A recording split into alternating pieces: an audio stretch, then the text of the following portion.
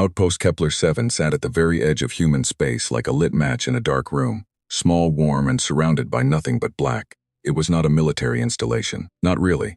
It had guns, yes. 2 railgun batteries on the north and south towers, a missile defense grid that was 3 years overdue for an upgrade, and a rotating garrison of 60 soldiers whose biggest weekly problem was running out of decent coffee. But it was not a war station, it was a home. 847 people lived there. Scientists, engineers, dock workers, families. A school with 31 children between the ages of 4 and 12. A medical bay. A bakery that somehow made real bread, and the smell of it in the mornings had a way of making people forget they were floating in the dark at the edge of everything humanity had ever claimed. Commander Sarah Voss had been the station's commanding officer for 2 years, 3 months and 11 days. She kept count.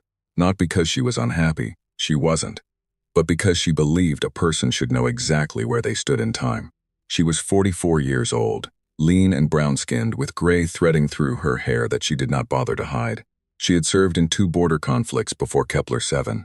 She had seen what war looked like up close, and she had decided, somewhere in those years, that the best thing a soldier could do was make sure war stayed far away from the people who hadn't asked for it.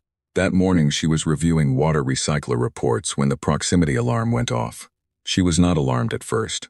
The alarm had gone off 6 times in the past year. 3 times it was debris. Once it was a Halvari merchant running dark with a busted transponder. Once it was nothing at all, a sensor ghost, a hiccup in the system. Once it was a Veth survey pod that had drifted off course. She set down her coffee and walked to the command deck. Lieutenant Osi was already there, hands moving across his station.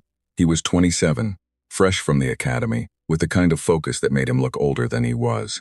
He did not look up when Voss walked in. "How many contacts?" she said. "I'm still counting." That was the first thing that made her stomach tighten. When it was debris, you didn't need to count. "Estimate," she said. He looked up then, his face was very still, over 100, maybe closer to 2. She stood next to him and looked at the screen. They were coming out of fold space, one by one and then in clusters, dropping back into normal space like stones through water. Dark shapes, long and angular, nothing like the rounded hulls of human ships or the curved organic lines of Halvari or Veth vessels.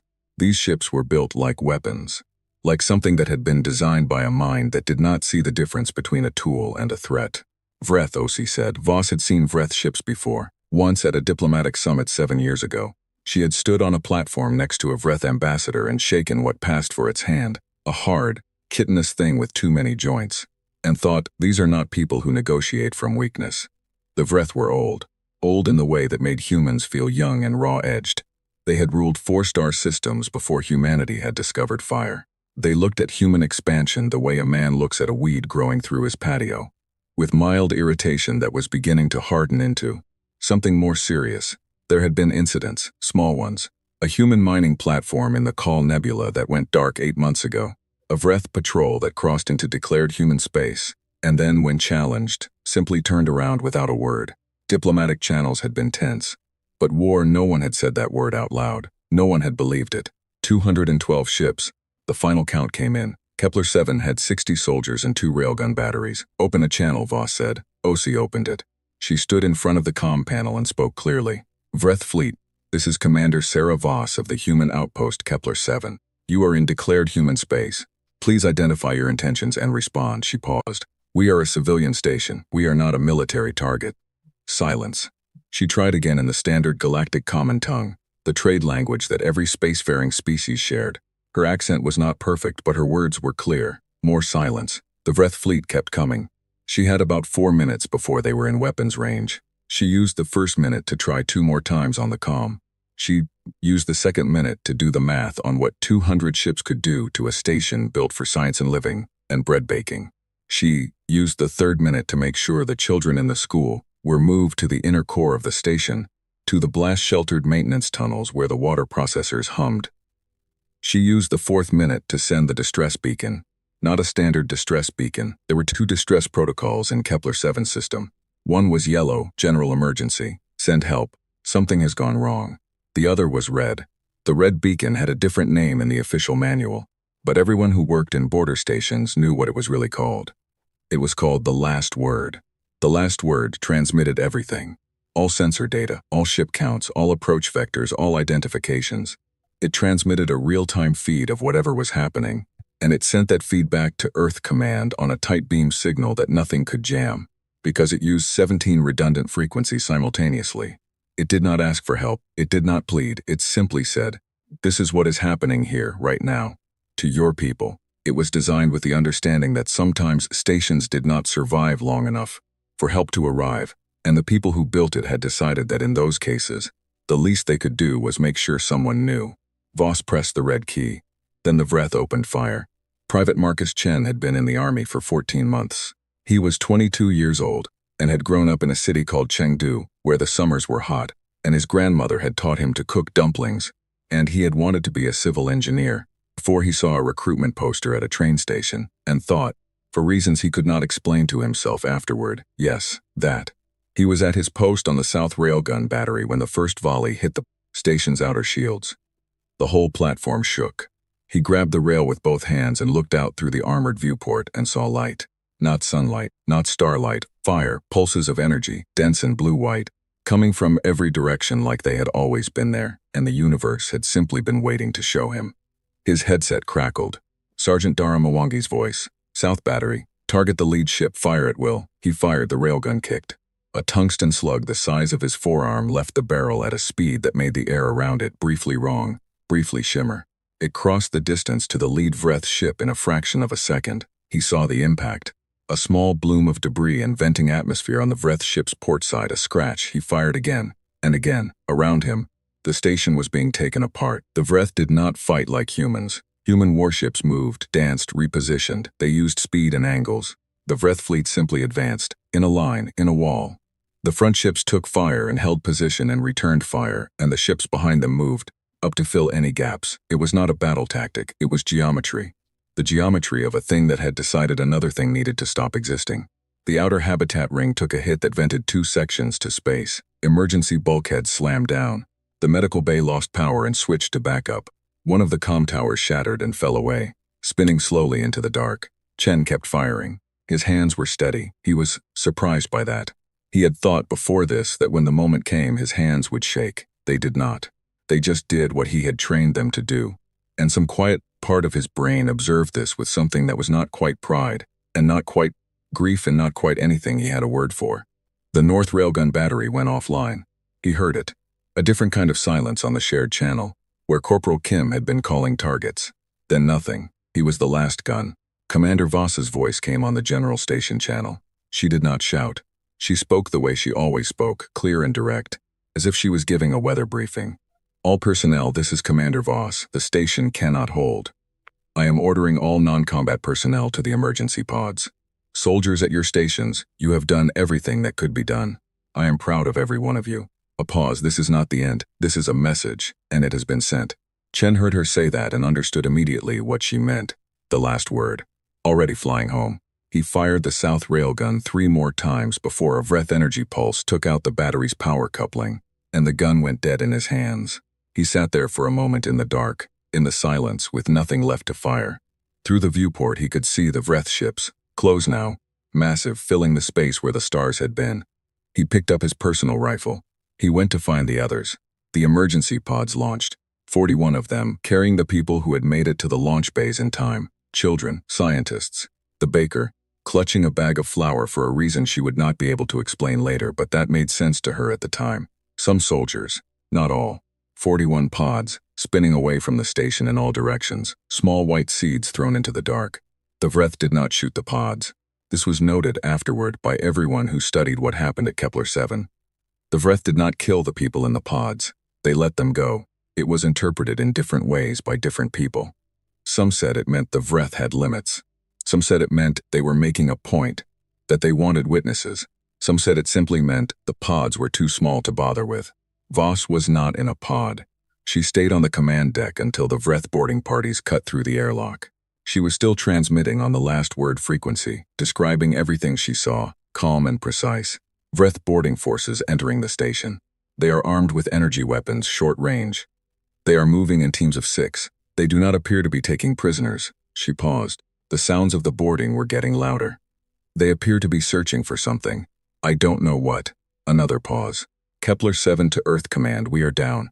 Her voice did not change. My name is Commander Sarah Voss. I am 44 years old. This station was not a military target, remember that. Remember us.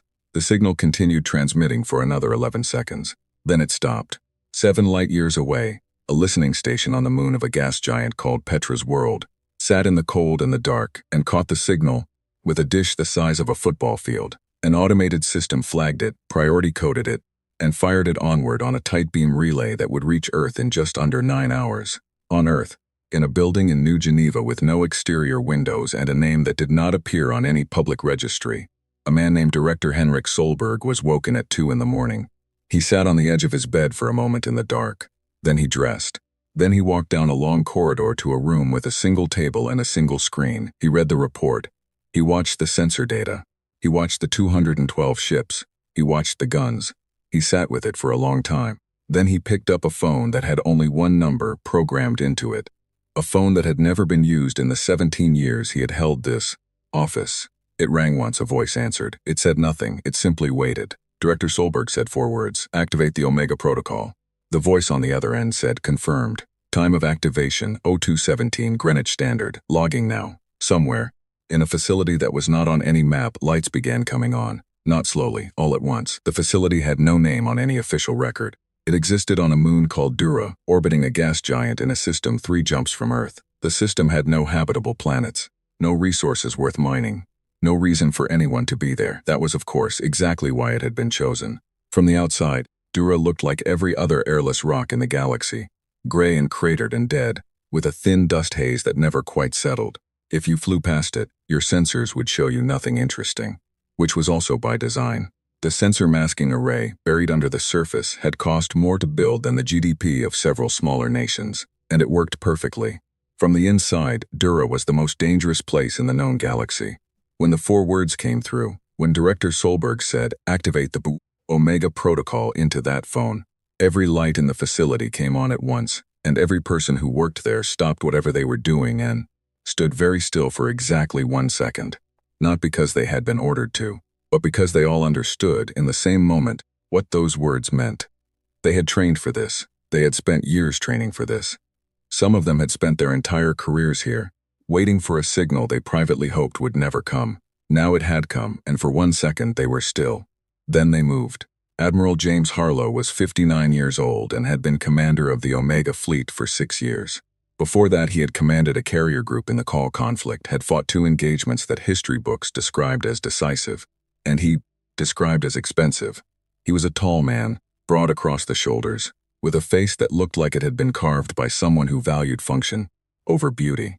His officers said he had 2 expressions, thinking and decided. They were not wrong.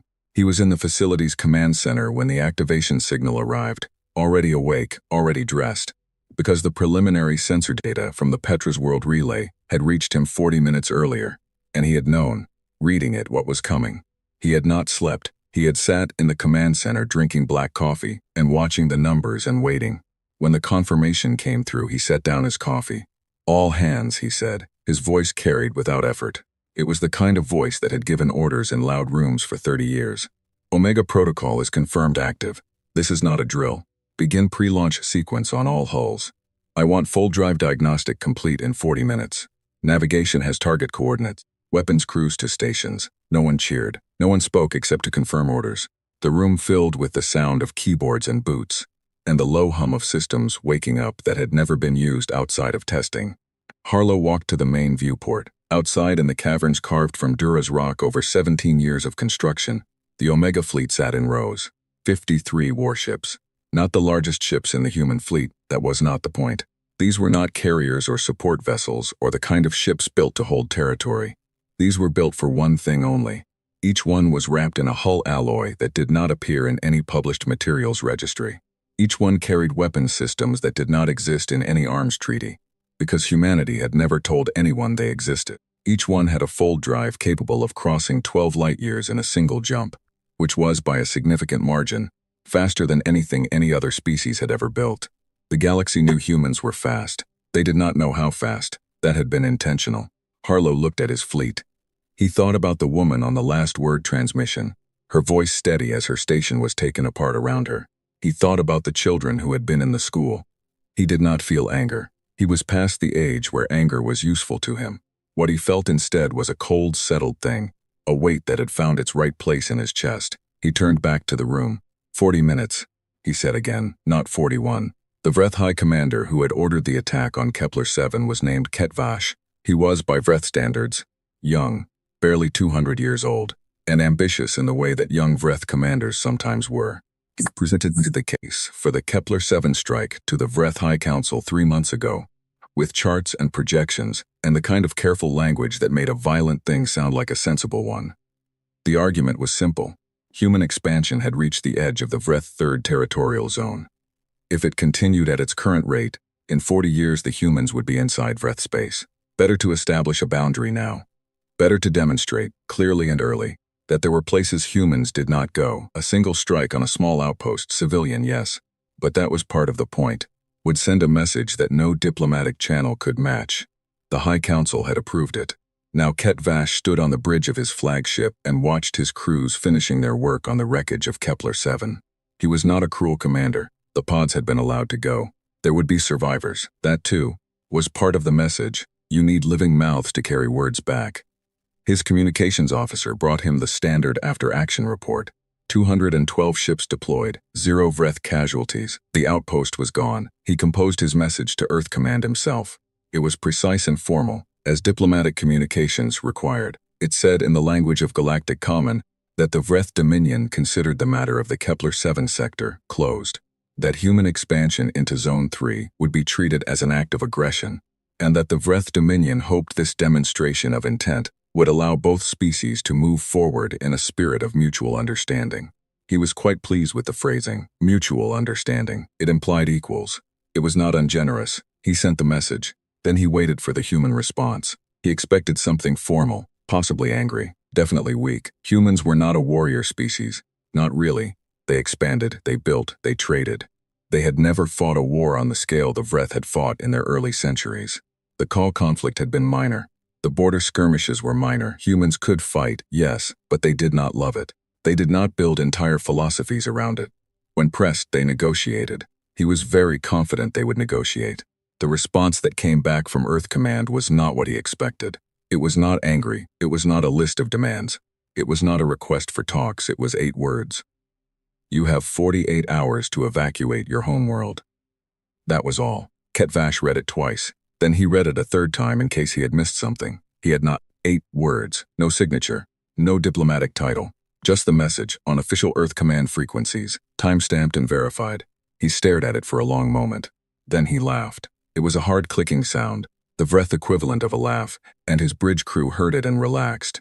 Because if the commander was laughing, the humans had clearly said something ridiculous. Evacuate our homeworld, he said, and said it aloud so they could all hear it and appreciate it. They want us to evacuate our homeworld. The homeworld of the Vreth Dominion was called Vethkor. It was the 3rd planet of a yellow star in a system that the Vreth had occupied for over 4,000 years. Its orbital defenses alone were enough to stop a human carrier group. Its planetary shield grid had been built and upgraded over 3 centuries. Vethkor had not been successfully attacked in 2,000 years of Vreth history. The idea that humanity, with their little outposts and their fold drives and their bread bakeries, could threaten Vethkor was not just unlikely, it was funny. Ketvash sent his response, also brief. Come then. What Ketvash did not know, and what almost no one outside of human military command knew, was what humanity had been building for the past 17 years. It had started after the Khal conflict, a quiet review, conducted by a woman named Admiral Yeva Marsh who had since retired and gone to live on a farm on New Zealand, that asked a single question. If a species with significantly greater military capability than anything humanity had yet encountered decided to erase human civilization, what would we do about it? The answer before the review was, not much. Admiral Marsh had found this unacceptable. She did not present her conclusions to the public. She presented them, in a room with no recording devices, to the Secretary of Defense and 2 members of the Oversight Committee. What she told them was simple. Humanity was expanding. Expansion created contact. Contact in history did not always go well, and humanity was, by the standards of the species they were meeting, young, raw, vulnerable in ways they did not fully understand yet. She proposed something that had no public name but was internally called the certainty doctrine. The logic was old as human warfare. It was the logic of the nuclear deterrent applied to space. You did not build the weapon to use it. You built it so that using it would never be necessary. You built it, and you never told anyone you had it, and you maintained it, and you hoped, with everything you had, that it would gather dust forever. But you built it capable. You built it so that if the day came, there would be no second guessing, no long war, no chance for a species to calculate that they could absorb humanity's response and come out ahead on the other side. You built it so that the response would be final, and you built it fast, because if you were going to act as a deterrent, the response had to arrive before the attacker could adapt, before they could evacuate their military, before they could scatter their command structure. The response had to arrive, and it had to be decisive, and it had to happen so fast that the galaxy would understand in one clear and terrible moment that attacking humanity was not a gamble, it was an ending. 47 minutes after Director Solberg made his call, Admiral Harlow walked onto the bridge of his flagship, the HMZ Reckoning, which had never before left the Dura facility, and gave the order to launch. 53 ships moved out of the rock caverns and into space. No formation drills, no ceremony. They simply rose and oriented, and their fold drives began to spin up, and the space around each ship began to do the thing that fold drives made space do. A slight distortion, a shivering in the light, like heat haze over summer asphalt, except cold. On Dura, the lights went back to their regular setting. The technicians who stayed behind sat at their stations and watched the fleet go. Some of them had worked in that facility for 10 years and never seen all 53 ships move at once. Some of them were crying. Some of them were very quiet. All of them understood what they were watching. They were watching the answer. Across the galaxy, other species noticed things. The Halvari Trade Consortium had listening posts on 17 systems along the human border.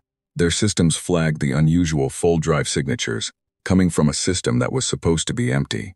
A Halvari analyst named Shoreth filed an alert, which moved up her chain of command with the speed that unusual things moved in bureaucracies, which is to say slowly, until it reached someone senior enough to recognize what they were looking at, and then very fast. The Veth Survey Guild, which had 7 observational platforms in the outer sectors, caught the energy bloom of 53 fold drives, spinning up simultaneously, and sent it to their science directorate with a note that said only, "We have not seen a human fleet this size before."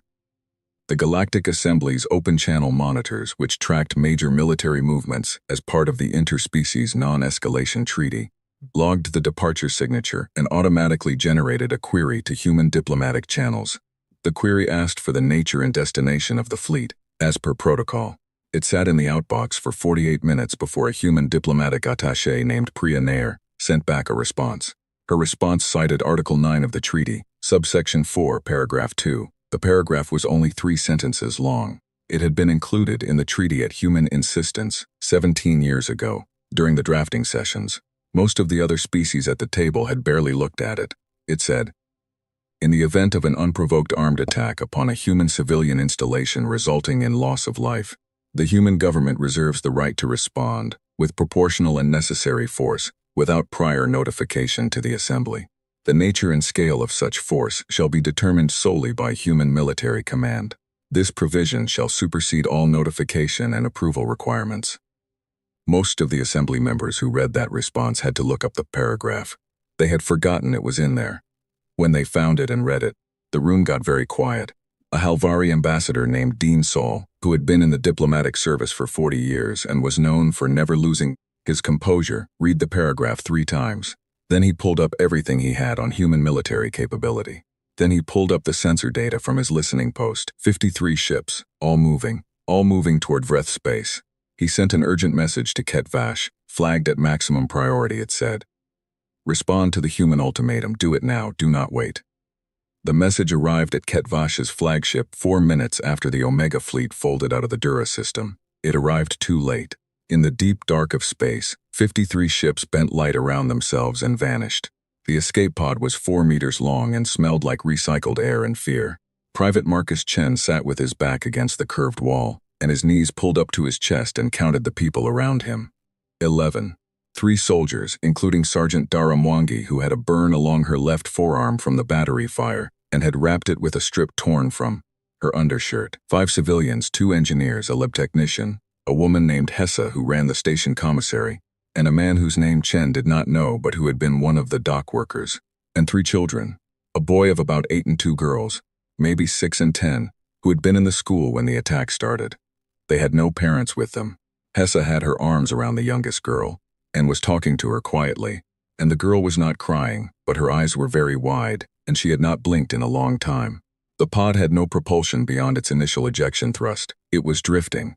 The beacon was transmitting a low automated pulse on the standard rescue frequency, and there was nothing to do but wait and hope that someone picked it up before the air.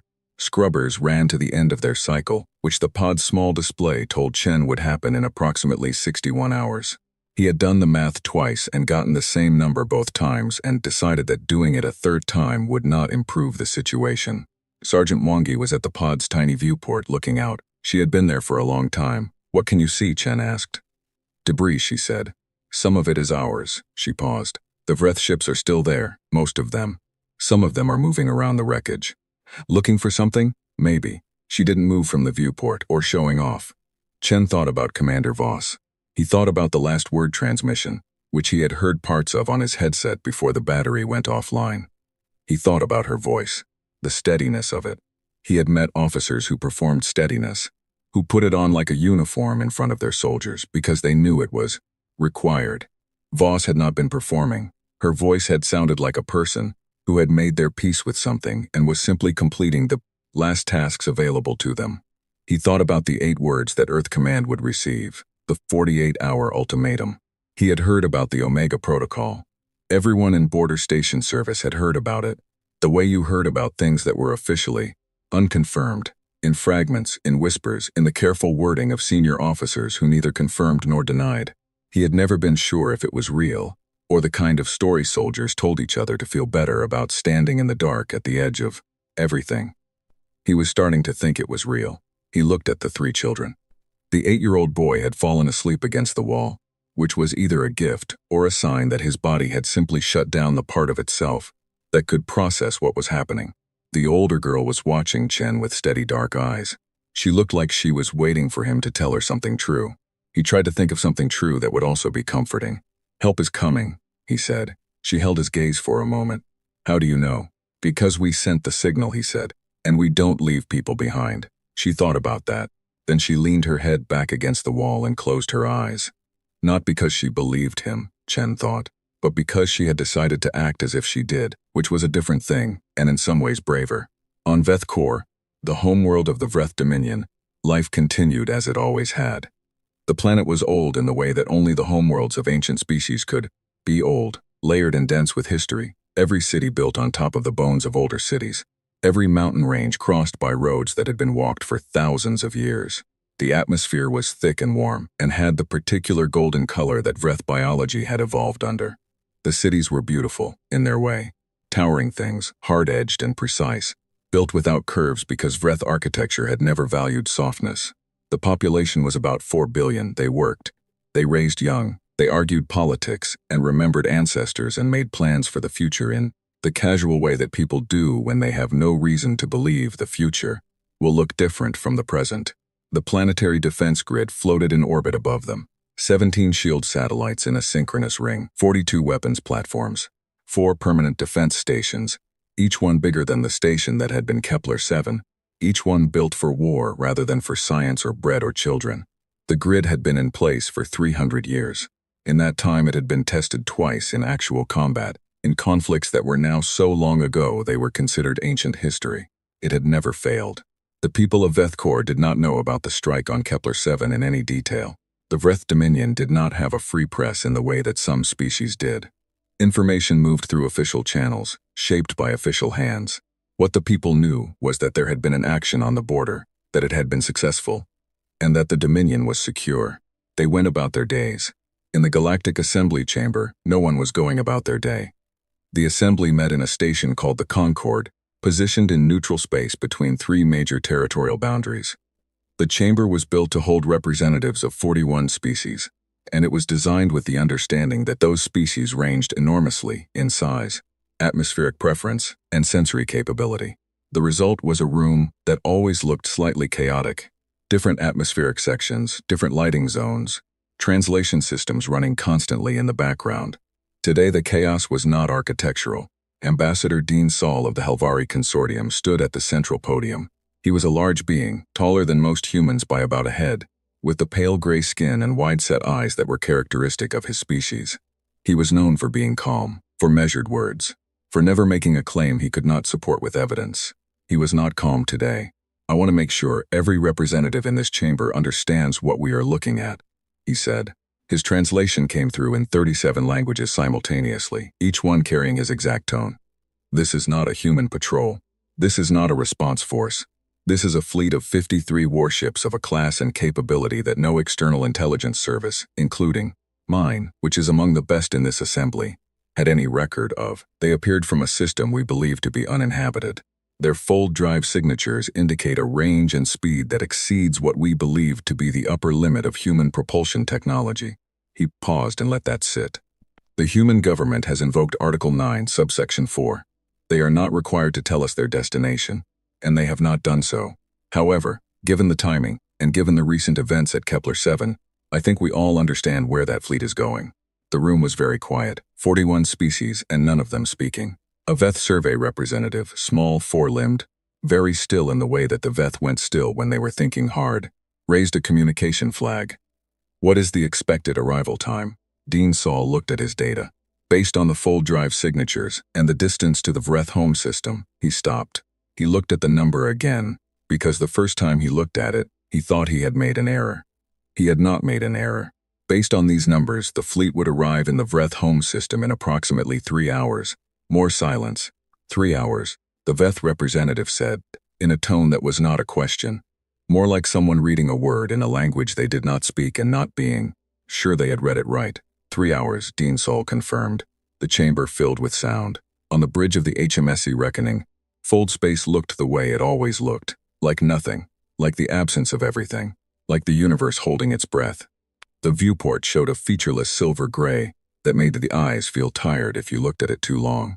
Most experienced officers did not look at it at all. There was nothing to see in fold space. You were between places, between moments, and the best thing to do was concentrate on the place you were going. Admiral Harlow was reviewing the Vreth home system data for the 9th time. He knew the orbital defense grid by heart at this point. He knew the positions of all 17 shield satellites, all 42 weapons platforms, the 4 defense stations. He knew the estimated response time of the Vreth standing fleet, ships that would be scrambling from their home system, berths the moment the Omega fleet dropped out of fold. He knew the geography of the engagement. He also knew something that the Vreth did not know he knew. 12 years ago, a human deep cover intelligence asset had obtained the complete technical specifications of the Vreth planetary shield grid, not the external-facing data, not the publicly available design documents, but the actual engineering files, the maintenance logs, the test results. Every system had weaknesses. The Vreth shield grid had 3 specific ones, identified by human engineers who had spent years doing nothing else but looking for them. Harlow knew exactly where to push. He thought about the 48-hour ultimatum. He had written it himself, actually, or rather, he had approved the final wording of it, which had been drafted by a team of 3 people in a room down the corridor from his office. The number 48 had been chosen deliberately, long enough that the Vreth would not believe it was real. Not so long that it could be mistaken for hesitation. He did not expect the Vreth to evacuate. He had given the ultimatum because it was the right thing to do, because he was not a man who believed in killing people who did not need to die. 4 billion people lived on Vethkor. They had not ordered the attack on Kepler-7. They had not voted for Ket Vash. They had simply woken up that morning on the planet where they had always lived. He had given them 48 hours. What they did with 48 hours was their choice. He looked at the fold space on the viewport and thought about Sarah Voss, the way he had been thinking about her since he first heard the last word recording. He had never met her. She was a border station commander, not the kind of officer whose path crossed with fleet admirals very often. But he had listened to her voice, clear and steady at the end, and he knew that the kind of soldier she had been. He thought, she sent the message, I am the answer. 30 minutes to drop point, navigation called out. All stations confirm ready, Harlow said. The confirmations came back one by one. 53 ships, all of them ready, all of them built for exactly this. Ket Vash received the assembly alert and the Halvari ambassador's message in the same 2-minute window. He read them both. He read them standing on his bridge, very still, with the particular stillness of a person whose confidence has just encountered something it was not built to handle. 53 ships, 3 hours, a class of vessel no one had on record. He called his chief tactical officer. What do we know about this fleet? Nothing confirmed, the officer said. The fold signatures are outside anything in our database. Their drive capability. He stopped. He made the clicking sound that meant he was recalculating. Their drive capability is significantly beyond what our intelligence had assessed for human propulsion. Ketvash was quiet. High Commander, his officer said carefully. Should we begin alerting the Home System Defense Command? Send the alert, Ketvash said. He said it in a voice that was very controlled, because he was a Vreth commander and control was expected. Tell them a human fleet is inbound. Tell them to bring the full grid online. He did not say what he was thinking. What he was thinking was that he had sent a message to humanity that said, "Come then." And they had come. They had come with 53 ships that didn't exist in any record. They had come in 3 hours, when 3 hours was technically impossible. They had come without a second ultimatum, without a counteroffer, without any of the diplomatic maneuvering that species did when they were preparing to threaten but not to act. They had simply come. Outside the viewport, the wreckage of Kepler-7 was still floating. Small pieces of metal and plastic and the things people kept in their spaces, drifting and cooling. A coffee mug, the remains of a table. Something that might have been a child's drawing, laminated, spinning slowly in the silence. Ketvash looked at it. For the first time since the operation began, he felt something he did not have a clean word for. Not fear, not yet. Something quieter than fear. Something that lived in the space between certainty and doubt. Between what you had been sure of and what you were no longer sure of. He had been sure that humans would not come. They were coming. He had been sure they could not get here in 3 hours. They would be here in 3 hours. And somewhere deep in the part of him that was a military mind before it was anything else, a cold and honest voice said, they were ready. They were already ready. They built something, and they hid it, and they have been waiting. Not hoping it would never be needed. Waiting, for the moment someone gave them the reason. He looked at the wreckage of Kepler-7 again. He had given them the reason. In the outer dark, between the stars, 53 human ships fell through fold space like a held breath. Like the pause before a word that cannot be taken back. Like the last quiet moment before the answer arrives. They were 22 minutes from the Vreth home system. The grid was coming online. It would not be enough. They came out of fold space all at once, not in sequence, not one by one. The way most species deployed ships from fold. Staggered arrivals, spread across several minutes. Each ship needing a moment to stabilize before the next one came through. Human fold drives had been designed specifically to avoid that window of vulnerability. All 53 ships dropped back into normal space in the same 2-second window, arriving already oriented, already at combat speed, already in formation. The Vreth defense grid registered them at the same moment they appeared. The response was immediate. Ketvash had sent his alert ahead, and the Home System Defense Command had taken it seriously enough to bring everything online. Every shield satellite was at full power. Every weapons platform had its targeting systems active. The 4 defense stations were fully crewed and battle-ready. The grid opened fire in the first 4 seconds. What came out of those platforms was not like what had hit Kepler-7. Kepler-7 had been hit with ship-mounted weapons. Powerful, yes, but built for ship-to-ship engagement. The Veth Core defense grid fired planetary-grade energy weapons, the kind of firepower that had been designed to stop fleets, to stop invasions, to make any attacker look at the numbers and decide that the cost was not worth it. The barrage hit the human fleet. On the Bridge of the Reckoning, the impact registered as sound before it registered as anything else. A deep, resonant boom that moved through the hull like a struck bell. Then the lights flickered once. Then the shields absorbed the rest of it, and the status board showed green across all 53 ships, and the sound faded. Admiral Harlow had not moved from his command chair. Shields at 91%, his tactical officer reported. Her name was Commander Yuki Sato, and she had the precise, unhurried voice of someone who had run this engagement in simulation more than 400 times. No hull damage on any ship. The grid fired again. A second barrage, heavier than the first, the targeting adjusted. Harlow felt it differently this time, longer, a grinding pressure rather than a single blow, as if the universe was leaning on the fleet and asking it to move. Shields at 83%, Sato said, still green across the board. Harlow looked at the tactical display. The grid's 17 shield satellites were arranged in a standard defensive ring around the planet. On the surface, it was a solid formation. But there were 3 places in that ring where the satellite's coverage overlapped at a slightly different frequency, a calibration quirk that had been in the system since the last upgrade cycle, documented in the maintenance logs that human intelligence had obtained 12 years ago.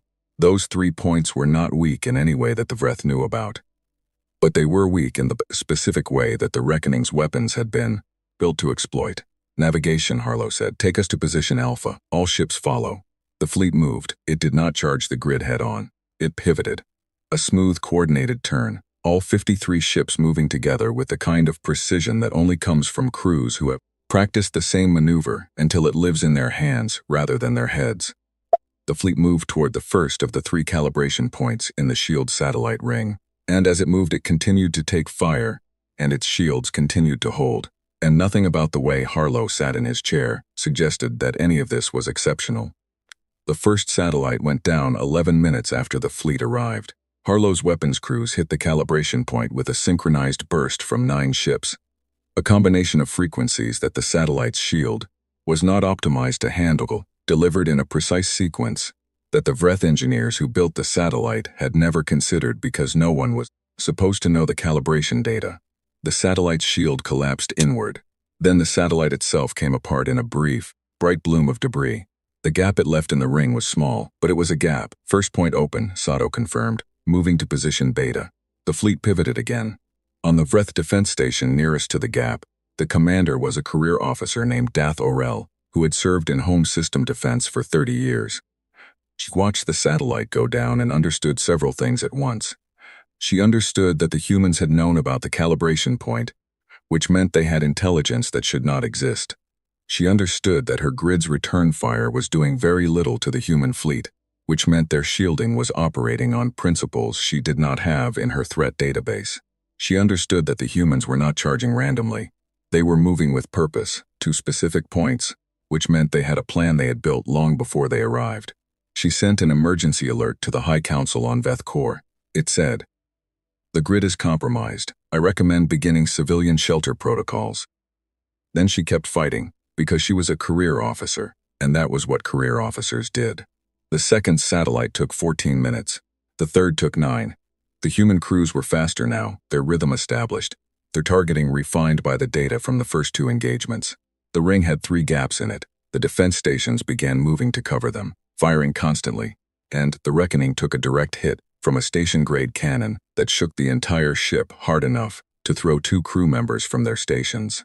"Shields at 64%, Sato said, and one of the thrown crew members got back to their station and said still here and kept working. "Weapons platforms next," Harlow said. "Priority order as planned. Take them down." The 42 weapons platforms died over the next 18 minutes. They did not die quietly. They fired until they could not fire anymore, and several of them managed significant hits on human ships. 2 vessels had to pull back with shield failures. One had a breach in an outer compartment that sealed automatically. One had a weapons system knocked offline. But they died, one by one, in the priority order that Harlow's planners had established. They died. The defense stations lasted longer. They were larger, more heavily shielded, crewed by people who were very good at their jobs, and who fought with a particular ferocity of people defending the place their families lived. Dath Orel's station was the last one standing. She fought it for 23 minutes after the others had gone, using everything she had, throwing everything at the human ships until her station had no more weapons to throw. When it was over, her station was crippled and drifting. Her crew was alive. The human ships did not finish the station. They left it, drifting, powerless, alive. That detail was noted by everyone who studied the engagement afterward. The defense grid was gone.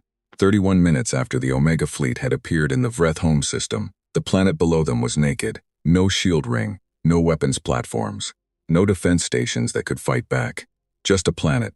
Veth Core from orbit was beautiful. The gold atmosphere made it glow warmly against the dark, and the continent shapes were different from Earth's, more angular, less curved, like the Vreth themselves. But the oceans were the same blue-black that oceans were everywhere, and the cloud patterns moved the way cloud patterns moved on every world that had weather. And from up here, it looked like every other place that 4 billion people called home. Harlow looked at it for a long moment. Then he opened a channel. Not to the defense stations, not to Ketvash's fleet, which was still out at the border with Kepler 7's wreckage and had not yet made it back. They were hours away. and they would find an empty parking spot where their home system's defenses used to be. Not to a military channel at all. He opened the broadest civilian channel the Vreth used. The one that carried public broadcast to every receiver on the planet. He spoke in Galactic Common slowly and clearly. People of Veth Corps, my name is Admiral James Harlow of the Human Omega Fleet. 41 hours ago, your government attacked a human civilian outpost called Kepler-7. 847 people lived there. Your government sent 212 warships. There were 60 soldiers defending a station built for science and for families. He paused. We gave your government 48 hours to evacuate this planet. That offer was made in the hope that your government would use it. They did not. What happens next is the consequence of what was done at Kepler-7. I am sorry for what I am about to do. I am not sorry for doing it. He closed the channel. Sir, said Lieutenant Commander Fenn, his communications officer. He was young, 26, and his voice had something in it that was not quite argument and not quite question, but was trying to be neither. Sir, there are 4 billion people on that planet. I know, Harlow said. We, the weapon. Fenn stopped. He swallowed. Sir, Harlow looked at him. The weapon targets the planetary core, Lieutenant Commander. The cascade will take 6 hours. 6 hours from the moment we fire. He let that land. The Vreth Dominion has emergency evacuation ships capable of moving 200,000 people per hour. In 6 hours, they can move at minimum 1.2 billion people to the outer system if they start now. He turned back to the display. We gave them 48 hours and they chose not to use it. I am giving the planet 6 more. The moment the weapon fires, the 6-hour clock begins. What they do with that 6 hours is their choice. Fenn was quiet. I need you at your station, Harlow said. Not because I am ordering you. Because I need you. Fenn sat back down. Across the fleet a signal went out. A single-coded transmission from the Reckoning to 52 other ships. The signal contained 2 words. Weapon ready. On each of the 12 designated ships, 12 out of the 53, the ones built for this specific purpose, a system that had never been used, outside of testing began its initialization sequence. The weapon was not a missile, it was not a beam. It was a gravitational resonance emitter, a device that, when aimed at a planetary core, began a cascade reaction in the planet's internal structure, a reaction that built on itself, like a fire given enough fuel, until the core could not hold its shape. It was not a clean death for a world. Nothing about this was clean. But it was designed to give time. The cascade was slow enough that the people on the surface would feel the earthquakes, starting, would see the readings on their instruments, would understand what was happening and have hours to run. It was not mercy, exactly. It was the minimum that a man like Harlow could offer and still sleep. Barely. He thought about Commander Voss. He thought about 31 children in a school, at the edge of everything. He thought about the 8 words he had sent to Ket Vash. You have 48 hours to evacuate your homeworld. And Ket Vash had sent back 2 words. Come then. Come then, Harlow had come. Weapons, he said. His voice was the same as it always was. Confirmed targeting. Commander Sato ran the confirmation check. Targeting confirmed. Core resonance lock established on all 12 emitters. Firing solution is clean. On my mark, Harlow said. Outside the viewport, Veth Corps glowed golden in the dark. Beautiful and old and full of people who were not soldiers. Most of them who had not ordered anything. Who had simply lived there because it was the place they had always lived. He thought, I wish you had left, he said. 12 weapons fired simultaneously. There was no visible beam, no dramatic light show. The emitters simply activated, and somewhere deep below the surface of Veth Corps, in the iron silicate heart of the planet, something began. Something that would not stop. The clock started. 6 hours. Harlow did not look away from the planet. All ships, he said. Begin recording. Every ship.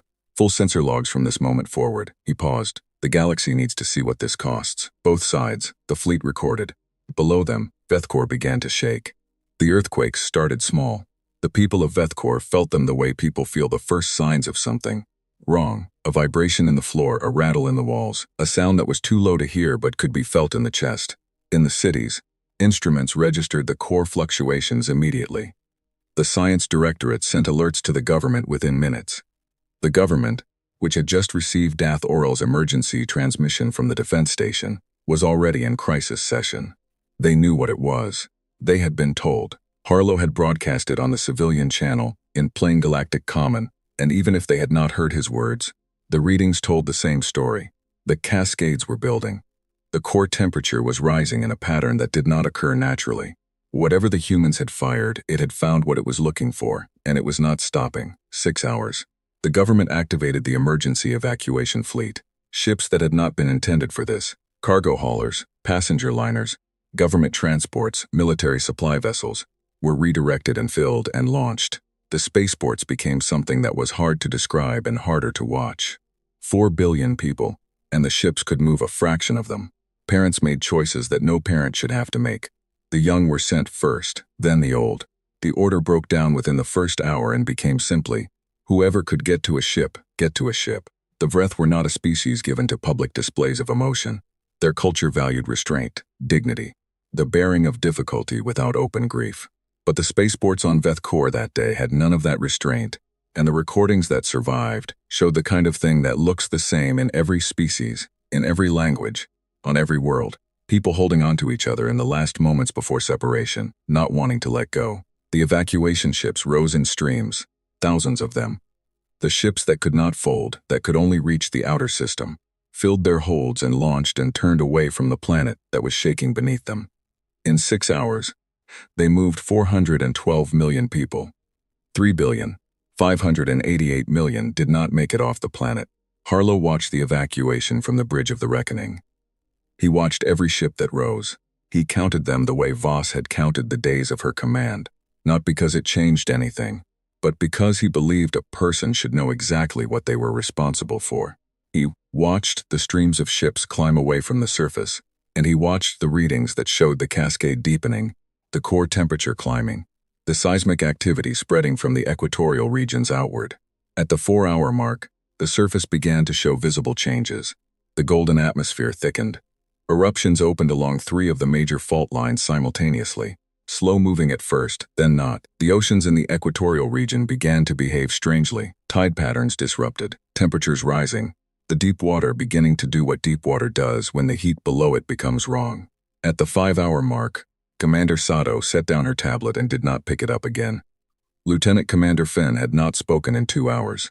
The bridge was very quiet except for the automated systems, and the low sound of the recordings running on every ship. At 5 hours and 41 minutes, the cascade reached the point that Harlow's engineers had called the threshold, the moment after which reaction was self-sustaining and nothing could stop it. He had known this moment would come. It did not make the moment easier to sit through. He sat through it. At 6 hours and 2 minutes, Vethkor ended, not in an explosion, not the way planets died in old human entertainment. No dramatic fireball, no satisfying detonation. The core gave way from the inside, and the planet came apart over the course of 43 minutes in the way that things come apart when the thing holding them together stops working. The surface cracked first, then the interior. The atmosphere scattered.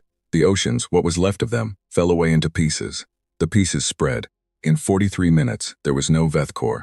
There was a debris field in the orbit of a yellow star, where a planet had been for 4 billion years. Harlow looked at it for a long time. Then he stood up. He straightened his uniform. He spoke to his crew. "Log time of completion," he said. "Prepare the full engagement record for transmission to Earth Command and the Galactic Assembly. All logs, all recordings, unedited." He paused. "Every ship make sure your crews have access to medical and counseling support. Starting now, not when we get home. Now." He looked around the bridge, at Sato, at Fen, at the others who had sat here and done what they had been trained to do. "You served well. Every one of you. What we did today will not leave us. It should not leave us. But we did not start this, and we did not have a choice that was without cost. Remember that." No one spoke. He sat back down. He began writing his report. His handwriting was very steady. Ketvash's fleet arrived at the edge of the Veth core system 4 hours after the planet was gone.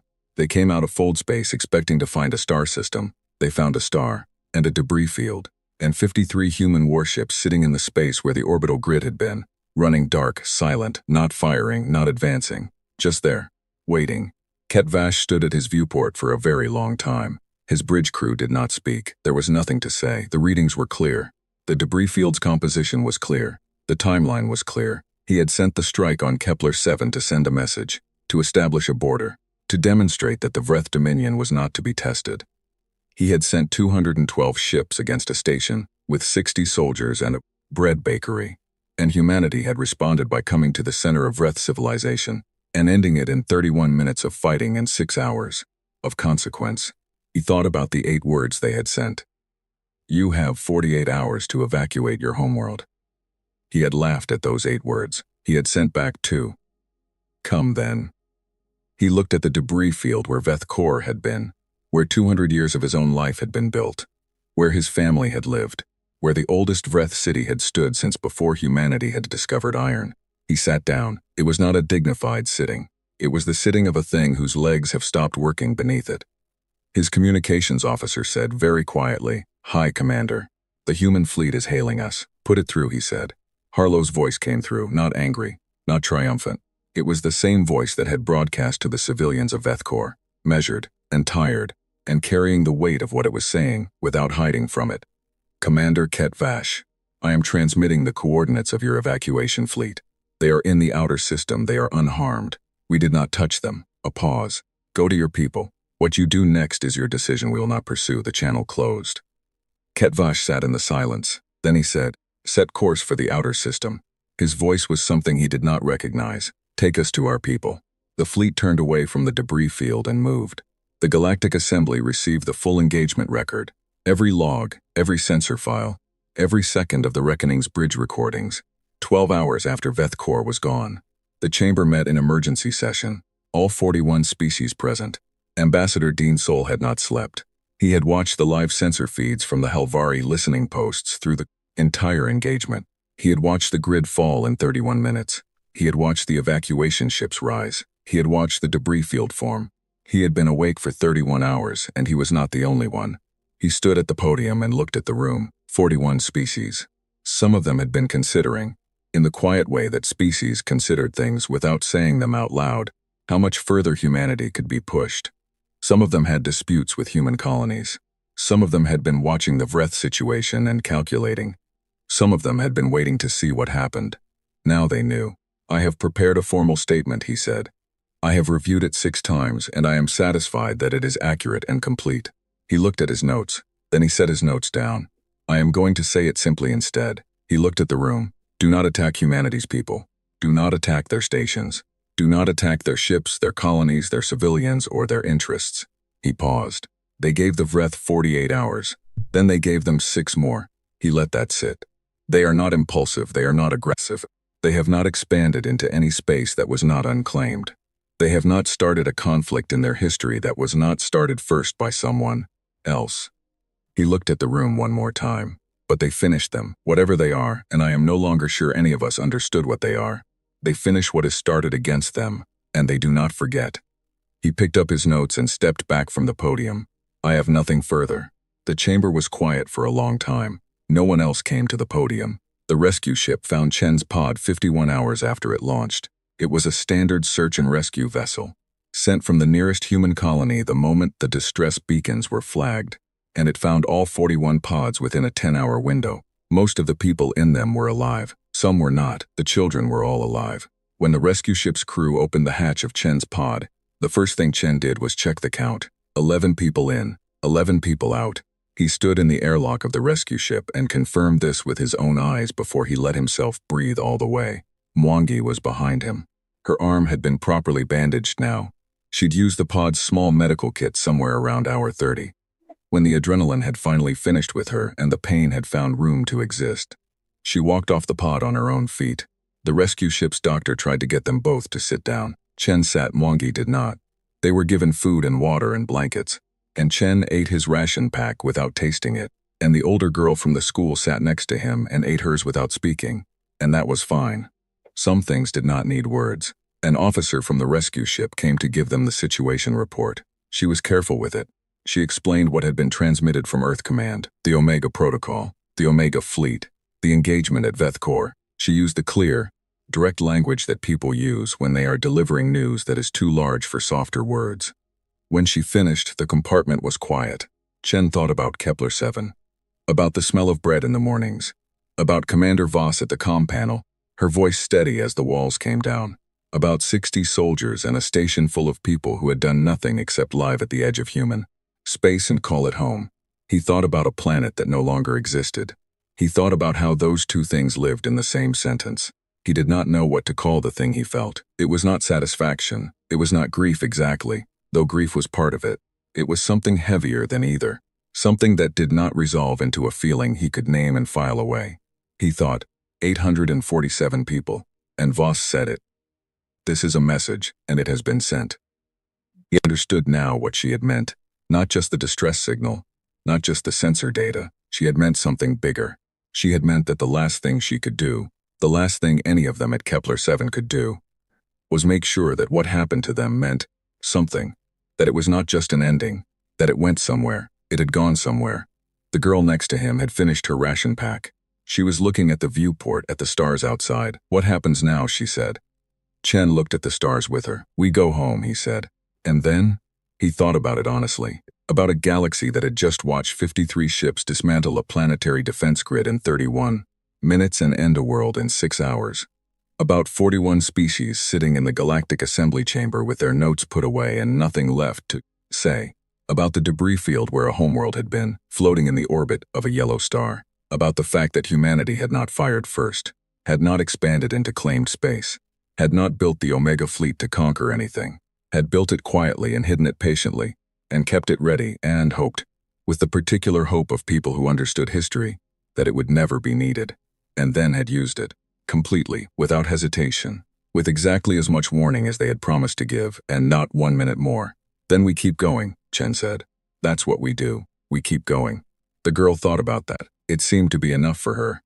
She leaned her head back and closed her eyes, and the stars kept moving outside the viewport. Somewhere in the outer system of a yellow star, a fleet of Wraith evacuation ships drifted in the cold and looked at the space where their world had been. 412 million survivors. The beginning of something that would take generations to become a civilization again. Somewhere in New Geneva, in a room with no windows, Director Henrik Solberg read the final report. He read it all the way through, every page. Then he sat with it in the quiet of his office for a very long time.